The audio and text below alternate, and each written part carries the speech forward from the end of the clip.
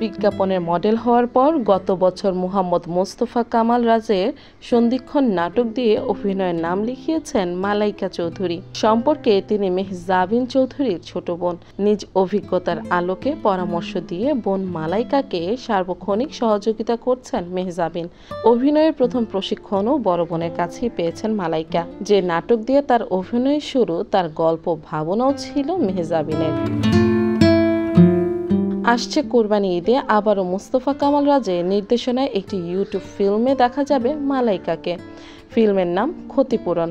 প্রথম নাটকে নায়ক হিসেবে মালাইকা পেয়েছিলেন ফারহান আহমেদ জোভানকে। এবার ইয়াশ রোহানের নায়িকা হয়ে আসছেন তিনি। ক্ষতিপূরণে আরও অভিনয় করছেন নাদির চৌধুরী, মনিরা আক্তার মিঠু, রাশেদ মামুন অপু, সুষমা সরকার, MNU রাজু, সমু চৌধুরী, শরীফ ফারজানা বুশরা, আইমন শিমলা, ইকবাল সহ অনেকে। চিত্রনাট্য লিখেছেন সিদ্দিক আহমেদ, চিত্রগ্রহণ করেছেন রাজু রাজ। ফিল্মের গল্প নিয়ে মোহাম্মদ মোস্তফা কামাল রাজ রাখতে চান চমক, কারণ গল্পটাও ফিল্মের অন্যতম আকর্ষণ। গল্প সম্পর্কে ধারণা দিয়ে তিনি বলেন, কোনো মা প্রতিদানের আশায় সন্তানকে ভালোবাসে না। মায়ের মমতার কোনো মূল্য হয় না, এটাই পৃথিবীর সবচেয়ে অমূল্য বিষয়।